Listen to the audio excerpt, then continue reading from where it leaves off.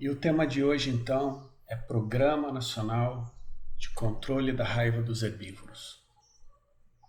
Vamos conversar um pouquinho hoje sobre um programa que é, na sua base, um programa extremamente simples, né? Tem uma base legal.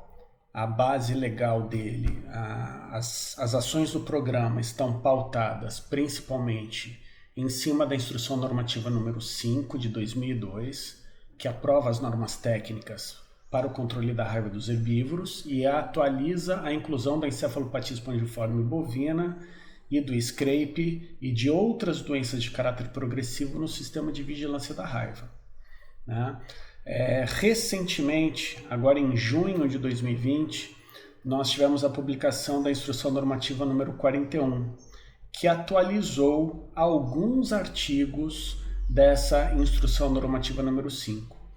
Então, essa Instrução Normativa foi uma das primeiras, né, que foram publicadas. Teve um conjunto de normas que foram publicadas em 2002, essa foi uma delas, mas foi uma das que mais tempo ficou vigente sem alterações. Só agora, em 2020, que foram publicadas alterações em alguns poucos artigos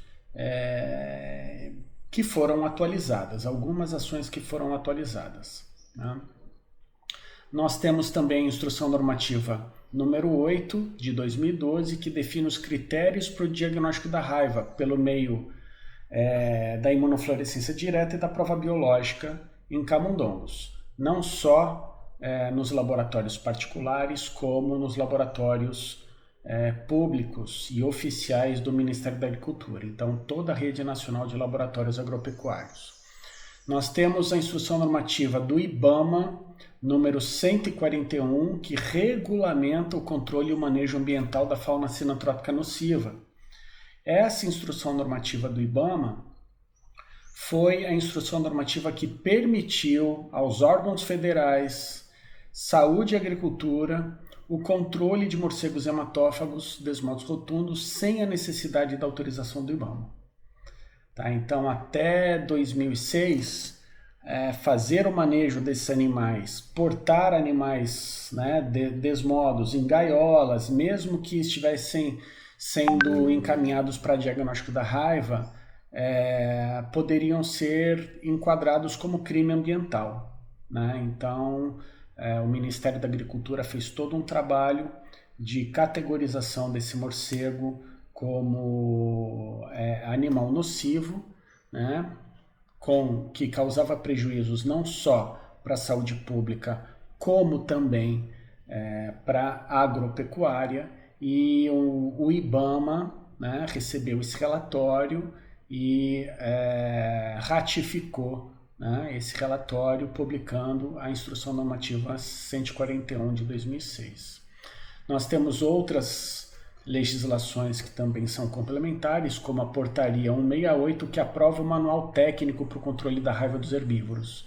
Então, nós temos um manual oficial com várias orientações, falando a respeito da doença, falando sobre o método de controle, falando sobre a legislação, né? Então, é um dos poucos programas que possuem um manual próprio, né? Nós temos o programa da brucelose, nós temos o programa de febre aftosa, né? Cada um deles com os seus respectivos manuais. Nós temos a Instrução Normativa número 69, de 2002, que determina o uso do selo de garantia holográfico nos frascos de vacina contra a raiva dos herbívoros, né? Então, é um selo de garantia, é um selo que estabelece que essas vacinas elas foram aprovadas, foram testadas e foram aprovadas e são rastreadas a sua distribuição em todo o Brasil. Então vamos falar um pouco sobre a Instrução Normativa número 5, né, que aprova o regulamento técnico, as normas técnicas para o controle da raiva dos herbívoros domésticos. Então, no seu artigo 3º, fala a respeito da incorporação da encefalopatia espongiforme bovina, da paraplexia exótica dos ovinos, que é o SCRAPE, e outras doenças com sintomatologia nervosa de caráter progressivo no sistema de vigilância da raiva dos herbívoros. Ou seja, toda doença que provoca a caída do animal, o decúbito prolongado, né, com característica neurológica, esses animais, amostras desses animais devem ser enviadas para o laboratório de diagnóstico da raiva para análise. Caso seja negativo para a raiva, esses laboratórios eles encaminham essas amostras para o diagnóstico das encefalopatias espongiformes transmissíveis. Qual é o objetivo do Programa Nacional de Controle da Raiva dos Herbívoros? Baixar a prevalência da doença na população de herbívoros domésticos. Por que a gente está falando de Programa Nacional de Controle e não de erradicação da raiva dos herbívoros? Nós temos uma característica nessa doença que ela é transmitida e a manutenção dessa doença ela é feita por uma população, por um transmissor silvestre. Então, a gente não consegue, não deve e não consegue fazer a erradicação desse animal silvestre. Então, por isso que ele é um programa de controle, né, cujo objetivo é baixar a prevalência e não eliminar a incidência, né, da doença. Então, nós temos aí que prestar atenção em determinadas palavras, em determinadas terminologias, porque elas são importantes para definir, né, o objetivo, para definir quais são as ações que são executadas, né? O programa ele está baseado praticamente em 3 grupos de ações principais. A vacinação dos suscetíveis. Então, a partir do momento que você vacina os animais, você aumenta a capacidade de resposta deles, evitando a doença. Então, nós reduzimos demais a ocorrência da doença. Não eliminamos com a vacinação, mas reduzimos demais a ocorrência da doença.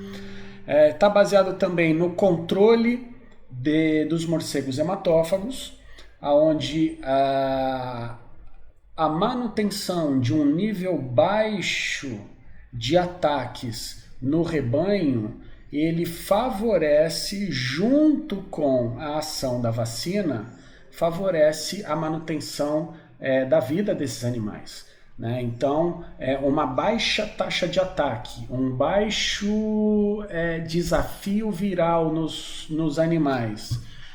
Esses animais têm plenas condições de, se vacinados, de responder adequadamente a essa imunização e não morrerem pela doença. E outros procedimentos de defesa sanitária que a gente vai discutir ao longo dessa aula.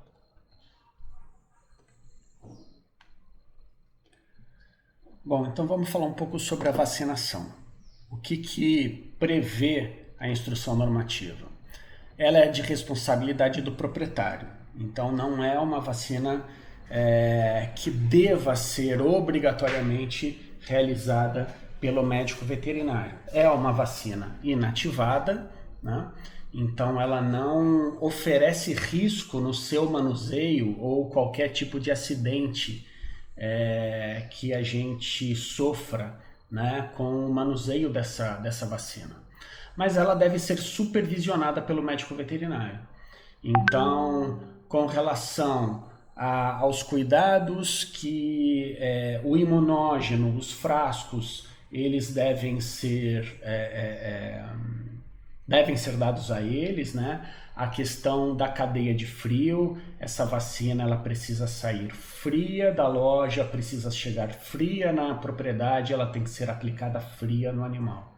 Então, as oscilações de temperatura, elas provocam a desestabilização e uma redução na qualidade dos constituintes, né, dos solventes ali, dos constituintes dessa vacina.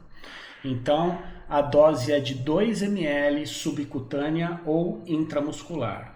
Nós já vimos trabalhos que a avaliação da aplicação intramuscular, ela favorece, ela provoca uma resposta um pouco melhor na produção, né, de títulos de anticorpos protetores do que a vacina subcutânea. Mas a vacina subcutânea, ela também produz uma imunidade protetora. Tá? Nós temos aqui a instrução normativa número 69 de 2002, que fala a respeito da vacina em si, dos frascos com o selo de garantia holográfico, que são aprovados pelo Ministério da Agricultura. Esses frascos, né, esse selo de garantia vai garantir que eles apresentem características de resistência e inviolabilidade. E a comercialização dessas vacinas com selo será obrigatória a partir dessa data. A gente está falando de 2002. Então nós temos uma central de selagem. Então essa vacina ela é produzida pela indústria farmacêutica veterinária. Assim que os lotes são produzidos, uma amostragem dessas vacinas é enviada para o Laboratório Federal de Defesa Agropecuária de São Paulo, em Campinas, e esse Laboratório Federal de Defesa Agropecuária, ele faz os testes dessa vacina. Se aprovados, essa vacina vai para a central de selagem, faz essa selagem, e a partir daqui ela é distribuída, né, para todo o Brasil.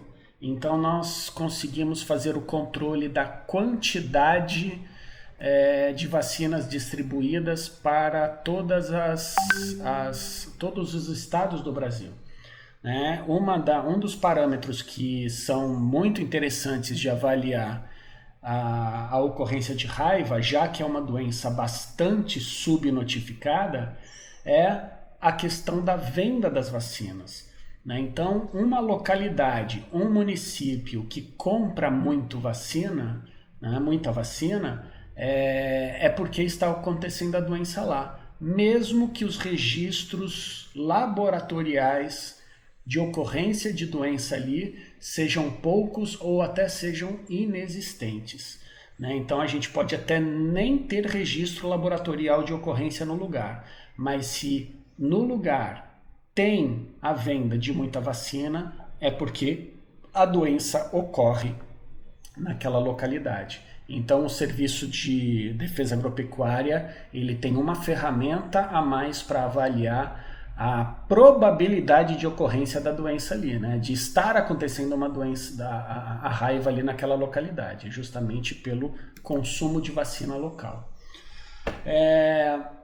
A vacinação ela tem que ser sistemática, né, em bovídeos e equídeos, a partir dos 3 meses de idade. Mas e as outras espécies? Né? A gente vai falar aqui, abaixo dessa idade ou em outras espécies, a vacinação fica a critério do médico veterinário. Eu participei do grupo de especialistas para produção dessa instrução normativa e nós questionamos demais, né? Nós fomos votos vencidos, nós questionamos demais por que a vacinação ela só vai ser prevista, né, para bovídeos e equídeos, e os pequenos ruminantes e os suídeos. Né? Então, a resposta que o outro grupo, na votação, venceu é que a ocorrência de raiva nas outras espécies era muito pequena ou insignificante. Então, não havia necessidade de se prever a vacinação nessas espécies. Então a gente agora, né, eu recebo perguntas de tudo quanto é lugar falando a respeito disso. Mas e caprinos e ovinos? E suínos? Vacina, não vacina? O que a gente faz? Então, ainda bem que essa é uma doença que a vacinação ela é simples. Então, sendo filhote, a partir dos 3 meses de idade, os animais, não importa qual a espécie de animal de produção, né? Pode ser pequeno ruminante, pode ser suídeo, também pode receber essa vacina. E lembrando que os primovacinados deverão ser revacinados após 30 dias. Então, a dose inicial, o protocolo inicial de imunização desses animais é com 2 doses. Uma para sensibilizar e a outra com efeito booster. É a segunda dose que vai dar o efeito de proteção real nesses animais. Lembrando que no campo nós temos o desafio do morcego hematófago nesses animais constantes. Então, a segunda dose ela é realmente necessária. Então, para efeito de revacinação, a duração da imunidade para herbívoros será de no máximo 12 meses. A duração será de no máximo 12 meses. Ou seja, se a imunidade dura no máximo 12 meses, nós temos que vacinar anualmente. A gente tem que vacinar anualmente. E lembrando que naquelas áreas onde nós temos muitos focos de raiva, onde nós temos alta taxa de ataque dos morcegos hematófagos no rebanho, é importante fazer 2 doses ao ano. Então, em vez de fazer uma vacinação anual, a vacinação ela pode ser semestral. Em algumas situações, a vacinação, o Estado ele pode decidir em tornar a vacinação contra a raiva obrigatória no Estado. A vacinação ela não é obrigatória em lugar nenhum no Brasil, mas caso ocorra uma situação epidemiológica ímpar, de um número muito grande de casos espalhados pelo estado inteiro, uma taxa de ataque muito alta no estado inteiro, o estado ele pode declarar a obrigatoriedade.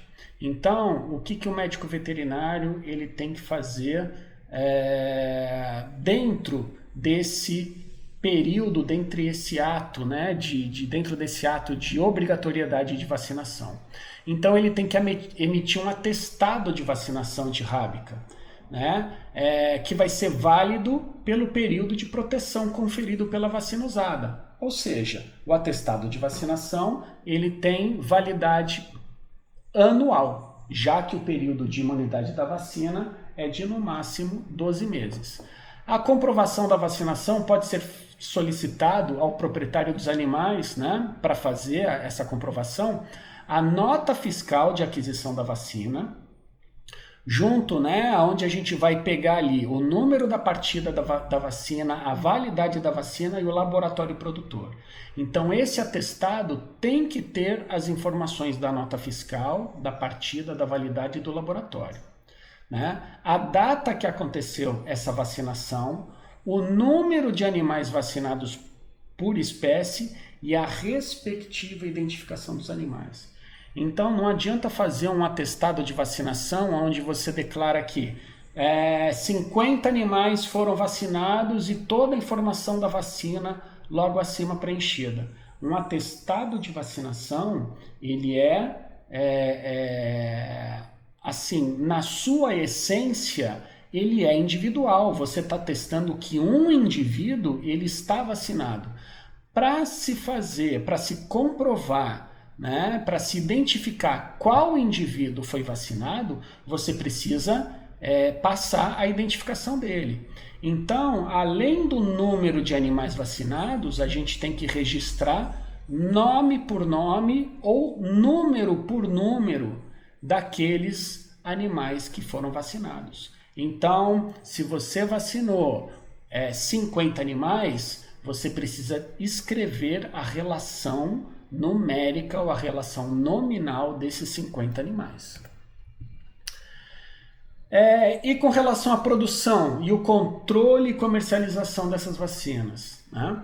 A produção e o controle de todas as partidas de vacina obedecerão às normas do Departamento de Defesa Animal. Então,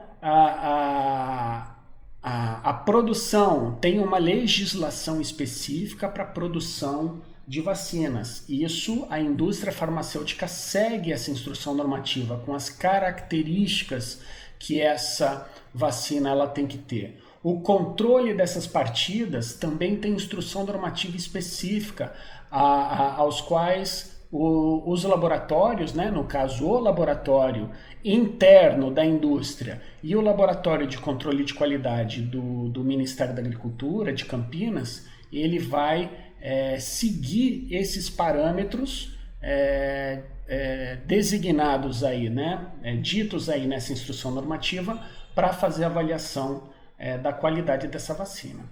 Todas as vacinas deverão estar previamente licenciadas, então tem que ter o registro no Ministério da Agricultura e será aprovada a vacina com prazo de validade igual ou superior a 1 ano, ou seja, a gente está falando daqui do tempo de prateleira da vacina, né? A validade de uso dela. Então, no mínimo, uma vacina, quando ela é liberada, ela tem que ter, no mínimo, 1 ano de prazo para ela poder ser vendida. Isso daqui não é prazo de validade da imunidade, isso daqui é prazo de validade do produto, é o tempo de prateleira dele.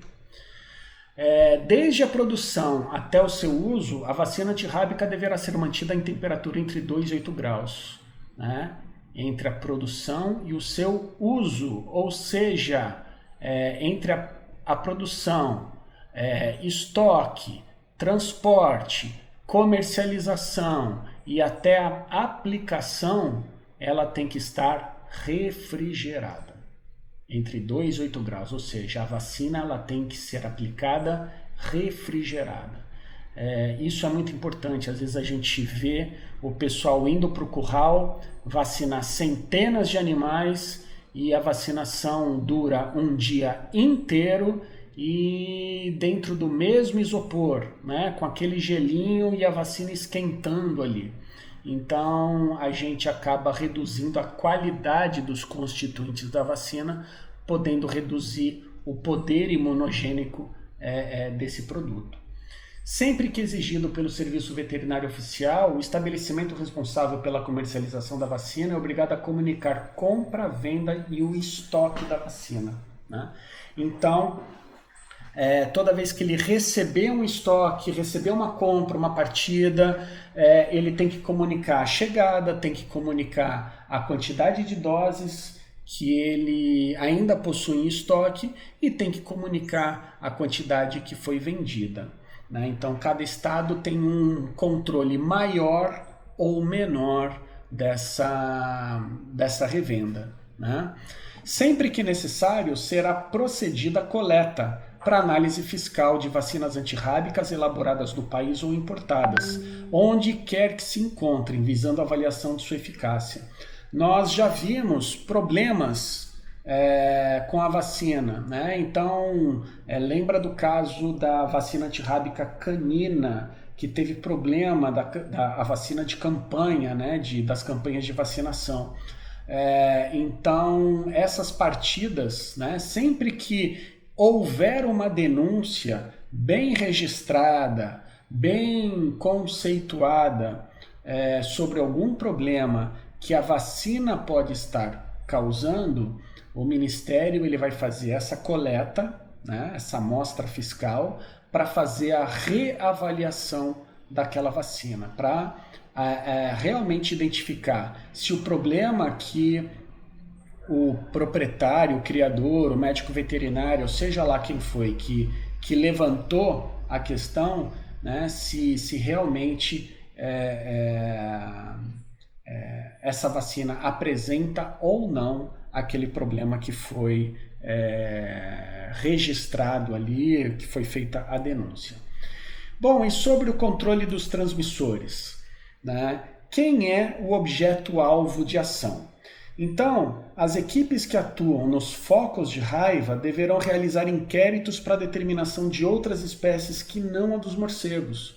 Nós temos, em algumas situações, cachorros do mato, raposas, nós temos gatos selvagens, felinos selvagens, que podem provocar acidentes nos animais e podem transmitir a doença para o rebanho. Então, se houver a determinação, a identificação que outros animais silvestres estão realizando a transmissão da raiva, o IBAMA tem que ser comunicado, porque a partir daí uma ação conjunta entre Defesa Agropecuária e IBAMA vai começar a ser realizada ali, porque só quem pode fazer manejo de animal silvestre, que não seja o desmodos, né?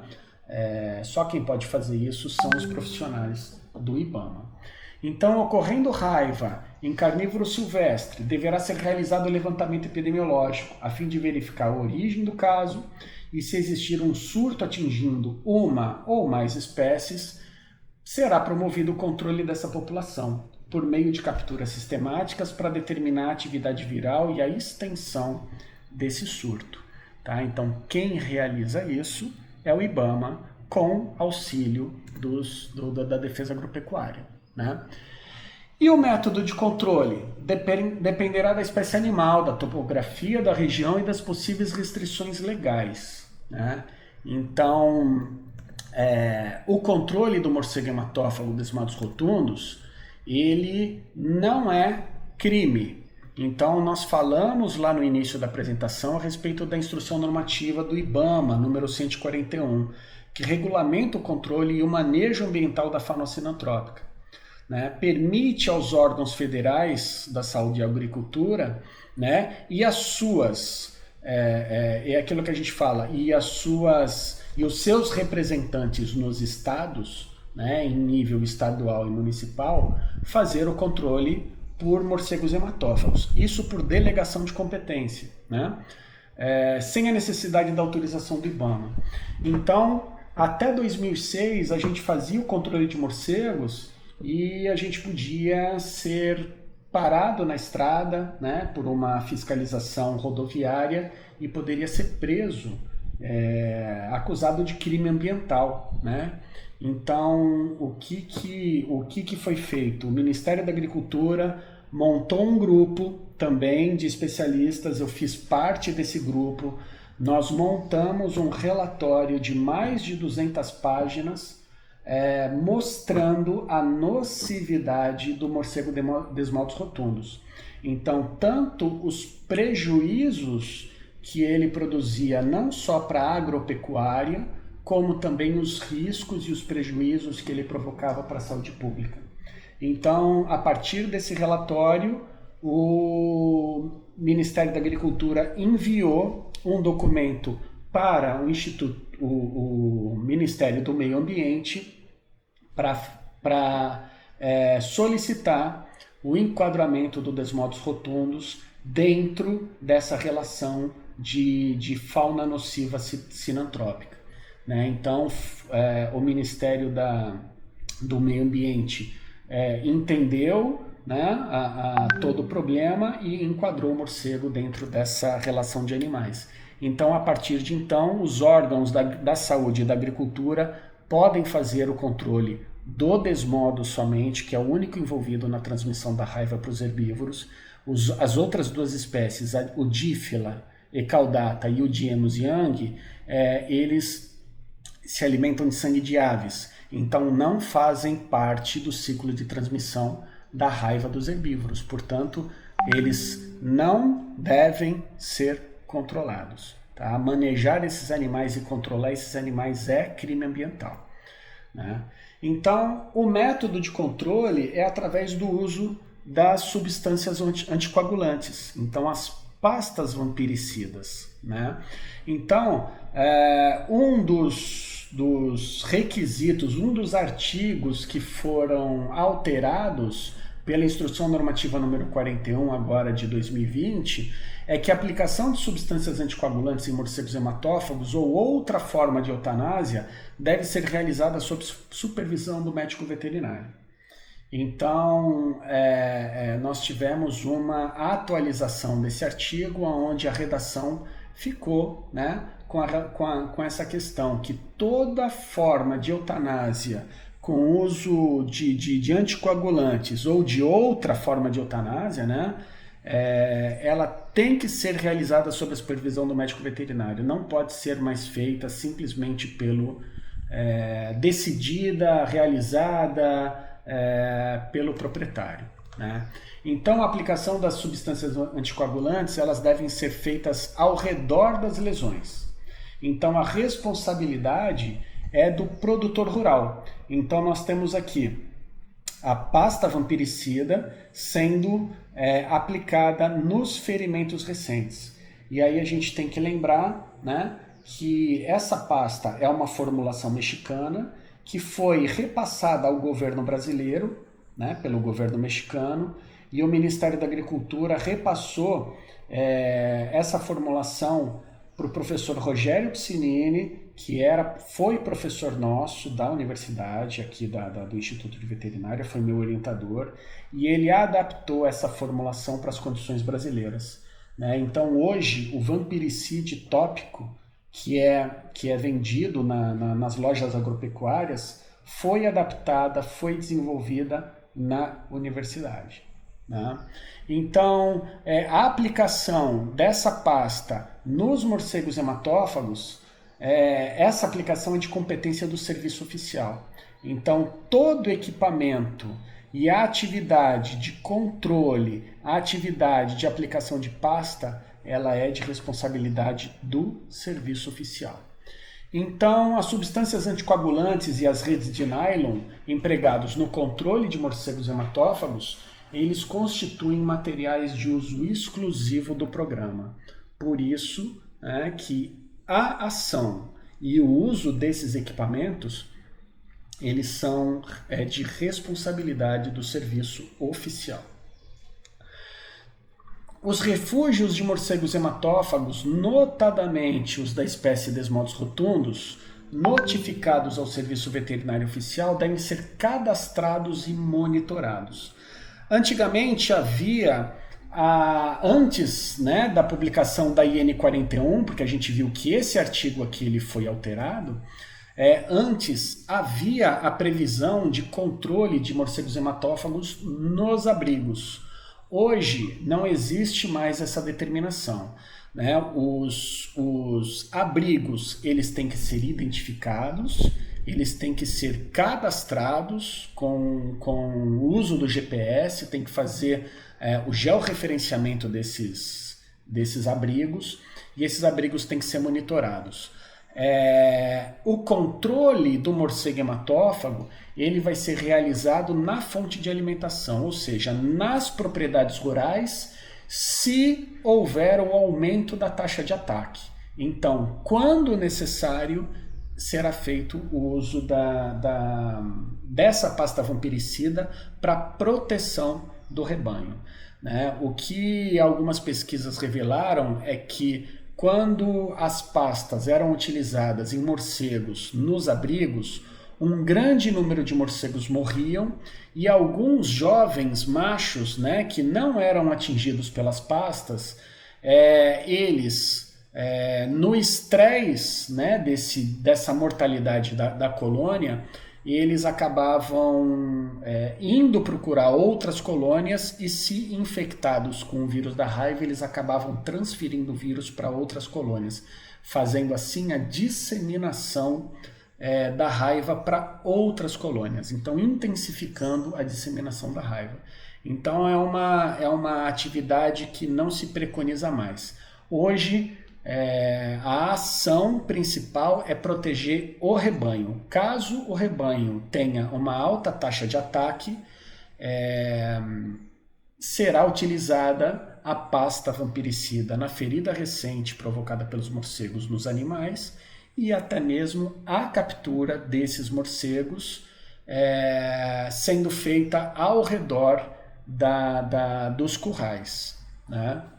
Mas não mais nos abrigos. Então nós temos aqui uma ficha de cadastro desses abrigos, onde a gente tem, né, a identificação do abrigo, a coordenada geográfica, a unidade local, né, isso daqui é uma informação do serviço veterinário, qual é o escritório local, de qual município que esse abrigo ele está ele pertence, qual município, identificação da propriedade, endereço, que tipo de abrigo? É uma furna? É um buraco produzido pelo homem? É um oco de árvore? É um bueiro? É um porão? É um túnel? É uma caverna? Tem presença de morcegos hematófagos? Sim, não, suspeita. Eu não vi morcego hematófago, mas eu vi fezes de morcegos hematófagos, né, que são bem características. Então se coloca uma suspeita, se houve controle nesse abrigo, se não houve, e outras observações, né, de qualquer tipo de observação feita no abrigo ou ação feita no abrigo, se escrevem aqui as observações, né? E aí a gente tem aqui a ficha de controle de morcegos hematófagos, que pode ter sido realizada na propriedade. Então, numa ação de controle, também é feito todo o registro da atividade. Então, o nome do proprietário, o nome da propriedade, as coordenadas da propriedade, município, unidade local veterinária, né? E aí a população animal observada, né? Quantos bovinos, equídeos, suínos, ovinos, caprinos, outras espécies existem na propriedade, número de animais observados com mordeduras e o total de mordeduras. Então a gente consegue fazer a identificação da porcentagem de animais que estão sendo atacados, né? Então a gente pode fazer o registro, né?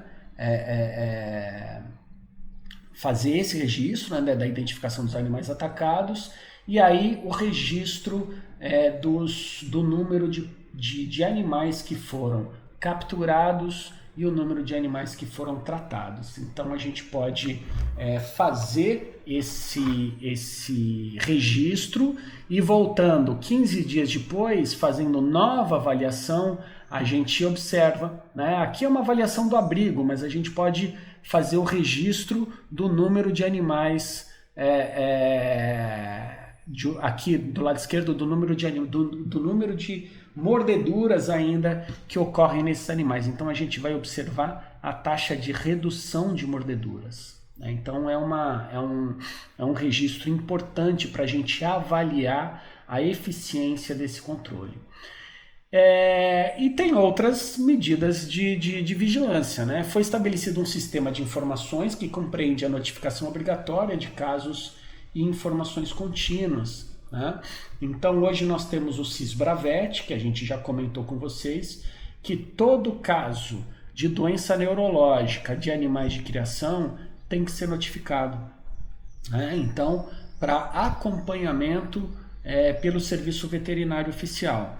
Então é importante fazer essa notificação, porque justamente para se identificar quais são as áreas de risco, as áreas com maior ocorrência de raiva, áreas com maior ocorrência de morcegos hematófagos. O serviço oficial ele precisa de informação. Sem informação, o serviço ele não faz planejamento de ação.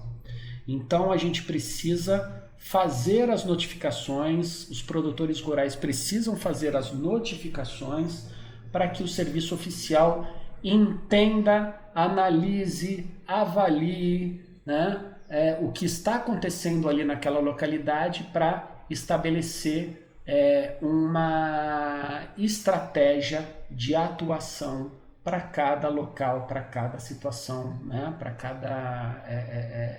cada situação. Tá?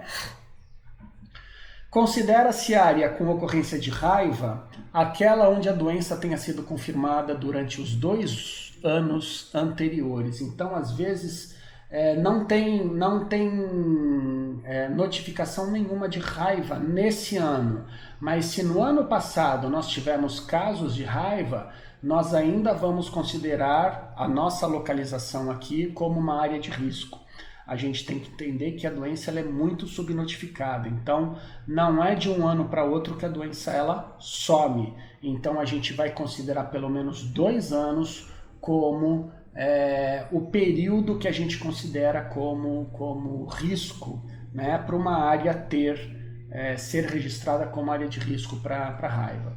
Então, uma zona ou área controlada é aquela na qual o controle da raiva tem alcançado níveis satisfatórios, né? Então, o que é um nível satisfatório para controle da raiva? É aquela onde a gente tem uma população de bovídeos e equídeos e as outras espécies devidamente vacinadas e a população de transmissores reduzida. Então, uma área que a gente vai considerar de baixo risco é aquela área onde os animais eles estão imunizados e aquela área onde a gente não vai ter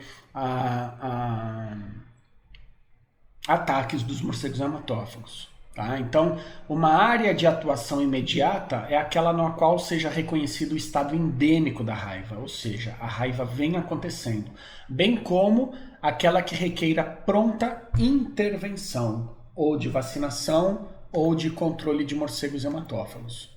Tá? Ocorrência de raiva nos últimos 3 anos, na verdade são 2 anos, a presença do transmissor e a presença de condições ambientais que possibilitem a instalação e a manutenção do transmissor. Ou seja, se naquela área a gente tem alimento, né, bovinos, equídeos, tem rebanho, e se a gente encontra moradia, possíveis moradias para o morcego, a gente vai caracterizar aquela área como área receptiva para a presença do transmissor. Então, são áreas onde o serviço oficial deve trabalhar as ações preventivas naquela localidade, né?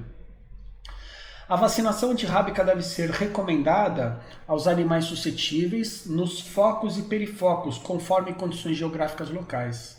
Antigamente, era prevista uma vacinação num raio de até 12 quilômetros. Isso foi alterado pela Instrução Normativa número 41, né, que não precisa mais dos 12 quilômetros, mas sim no foco, no perifoco, ao redor ali daquela propriedade, conforme as condições geográficas locais. Então, pode ser que a propriedade fique num vale entre 2 montanhas. Você não precisa vacinar e controlar morcego ao longo de quilômetros. Você vai fazer o controle somente naquela propriedade, porque você tem barreira geográfica, você tem um rio muito largo margeando aquela propriedade. Então, você tem limites ali, onde aquele foco ele vai ficar estabelecido, ali vai ficar isolado. Então, a vigilância dos transmissores deverá ser constantemente mantida por meio da verificação do coeficiente de mordeduras e da dinâmica das populações desses transmissores. A coleta de material para exame laboratorial tem que ser feita por pessoa habilitada, imunizada e sob orientação do médico veterinário. Ou seja, a coleta de material não para envio para diagnóstico da raiva, não é uma ação exclusiva do médico veterinário. O médico veterinário ele pode capacitar pessoas ali naquela propriedade que devem ser vacinadas. Então a coleta de material tem que ser feita dentro de critérios técnicos, de critérios de biossegurança, né? E esse material ele pode ser coletado e enviado para laboratório, né? A coleta deverá ser feita após o óbito ou sacrifício na fase adiantada da doença, né? Então, devem ser remetidas amostras do sistema nervoso central do animal suspeito e morcegos encontrados mortos ou caídos. Antes, se dizia que 10% dos morcegos capturados deveriam ser enviados para diagnóstico. Hoje isso foi alterado para morcegos encontrados mortos ou caídos. Tá? E, em se falando de laboratório, a Instrução Normativa número 8 define os critérios para o diagnóstico de raiva por meio do teste da imunofluorescência direta e da prova biológica. Então, é a oficialização, né, do método padrão do Golden Test para ser executado para o diagnóstico da raiva. E aí uma outra parte muitíssimo importante nos programas sanitários, aliás, não é só nos programas sanitários, mas em toda a vida de vocês, vida profissional de vocês, é a questão da educação sanitária e divulgação das informações. Quanto mais informação uma população tiver, maior vai ser a colaboração dessa população para a realização das atividades de defesa agropecuária. Então, quanto mais informação, quanto mais ativa for aquela comunidade, melhor vai ser para a defesa agropecuária dela realizar as suas ações. Então, por isso é importante divulgar, né? Deverão ser utilizados todos os meios e informações disponíveis, assim como representantes dos níveis políticos, eclesiásticos e educacionais, visando atingir o maior número possível de criadores e outros membros da comunidade rural.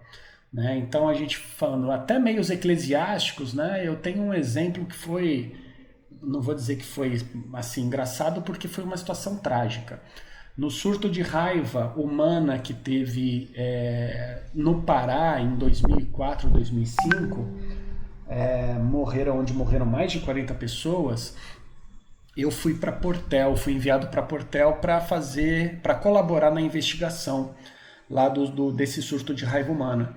E enquanto o pessoal estava numa reunião com o secretário estadual de saúde, né, uma parte da equipe de investigação estava numa reunião com o secretário estadual de saúde, me pediram para eu acompanhar uma missa que estava acontecendo ali na igrejinha. A gente tem que lembrar que naquele surto as pessoas vinham da periferia, vinham dos rios, né? Eles eram ribeirinhos, e eles se hospedaram todos na casa paroquial. Então a casa paroquial foi um ponto de auxílio e suporte para aquela população toda que estava vindo suspeita, estava morrendo ali na periferia, né? E aí o padre rezou a missa, tinha lá a igrejinha pequena com os alto-falantes do lado de fora da igreja e uma multidão do lado de fora da igreja, né?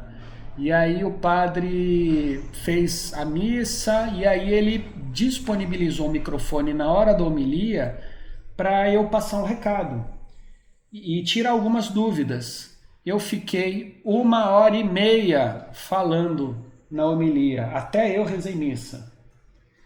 Então as dúvidas eram tantas e o pavor da população era tanto que não importa qual é o meio, se é uma rádio, se é folheto, se são aulas em escolas, se é um programa de televisão, se são vídeos feitos pelo WhatsApp hoje em dia, YouTube, não importa a forma, né?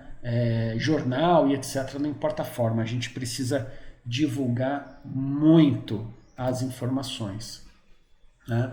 Então a organização de diferentes atores sociais da comunidade em conselhos municipais ou intermunicipais de saúde animal, integrados a um conselho estadual de sanidade animal, determina uma condição fundamental para a efetiva solução do problema raiva dos herbívoros domésticos. O que eu estou falando aqui? Existe, não só no estado do Rio de Janeiro, mas no Brasil inteiro, os municípios, eles, um grande número, não todos, mas os municípios eles se organizam, né? Eles organizam os conselhos municipais de saúde animal e vegetal, as comusas ou comusaves, né? E que se organizam. Então a defesa agropecuária se reúne com representantes da sociedade, dos produtores, dos consumidores, dos varejistas, dos lojistas e etc. E estabelecem as metas, fazem reuniões para que eles entendam quais são as necessidades da defesa agropecuária, quais serão os próximos passos, recebem as demandas da população com relação a alguma coisa. Então é a grande troca de informações, é a grande conversa entre serviço oficial e população, acontecem nesses conselhos, né? Então nós temos vários conselhos municipais no estado do Rio de Janeiro e a partir da conversa nesses conselhos que a gente tira ali a gente usa essas conversas como um termômetro para entender como é que está a receptividade da população com relação às ações que a defesa agropecuária tem que executar, ou as ações que a defesa agropecuária já executou e qual foi o entendimento da população, a receptividade, a aceitação e etc. A educação sanitária, com relação à raiva, nós temos hoje, inclusive no formato eletrônico, no site do Ministério, né, os gibis direcionados para crianças. O Maurício de Souza a equipe do Maurício de Souza preparou de forma gratuita, né, gibis, historinhas falando da prevenção e do controle da raiva. Nós temos um manual do controle da raiva dos herbívoros, eletrônico e físico, né? Esse manual também tem um capítulo lá que eu participo, que eu escrevo, né? E tem a produção e edição de 25 mil exemplares, mas isso já foi mais do que isso. Tem a versão eletrônica dos procedimentos para o diagnóstico das encefalopatias espongiformes transmissíveis. Então esses manuais todos estão disponíveis no site do Programa Nacional de Controle da Raiva dos Herbívoros, do Ministério da Agricultura, na internet. Então a portaria número 168 de 2005, ele aprova o manual técnico. Então esse manual, ele é um documento de apoio para o Programa de Controle da Raiva dos Herbívoros. Então lá tem toda uma conceituação de foco, de caso, caracterização para áreas de risco para raiva, como se faz controle de transmissores, como se atua no foco, os sistemas de informação e um formulário único de requisição de exames para síndromes neurológicas. Quando você vai enviar material para diagnóstico laboratorial, a gente tem que enviar esse formulário junto para o laboratório, né? Então, mostrando aqui o conjunto, corpo de colaboradores, e eu faço parte desse corpo de colaboradores que escreveram esses manuais, esse manual, né? Então, no mais, né, o programa ele prevê treinamento contínuo do pessoal técnico e auxiliar para executar as atividades, né, de análise epidemiológica, de análise estatística das ações do programa, treinamento contínuo para as atividades de controle da vacina, né, para bioecologia e controle dos morcegos hematófagos. Cansei de dar treinamento para o pessoal no Brasil inteiro, das defesas agropecuárias, a respeito de controle de morcegos hematófagos. O manejo dos não hematófagos, diagnóstico de laboratório, treinamento para o planejamento e administração das campanhas sanitárias, treinamento e capacitação para a realização de atividade de educação sanitária. Então essas ações aqui, elas ocorrem em fluxo contínuo. Todo momento, toda hora, isso daqui está acontecendo. Sem isso daqui é uma ação, né, se a gente for observar que as ações que são gerais para todos os programas, são ações que são executadas continuamente em todos os programas sanitários, né? Então as atividades de combate à raiva são de caráter nacional e cada estado deve aprovar legislação específica baseadas nas presentes normas. A vigilância da vaca louca e do scrape e de outras doenças que apresentem sintomatologia nervosa de caráter progressivo serão incorporadas ao sistema de vigilância da raiva dos herbívoros. Então a gente já sabe, toda doença neurológica, ela e que provoque decúbito prolongado dos animais, amostras do encéfalo desses animais devem ser encaminhados para o diagnóstico da raiva, né, para o diagnóstico das encefalopatias. Então, primeiro vai ser avaliado para raiva e, sendo negativo, ele vai ser encaminhado para o diagnóstico das encefalopatias espongiformes. Tá? Então, o bate-papo de hoje foi sobre o programa de controle da raiva dos herbívoros. Então, por hoje é só.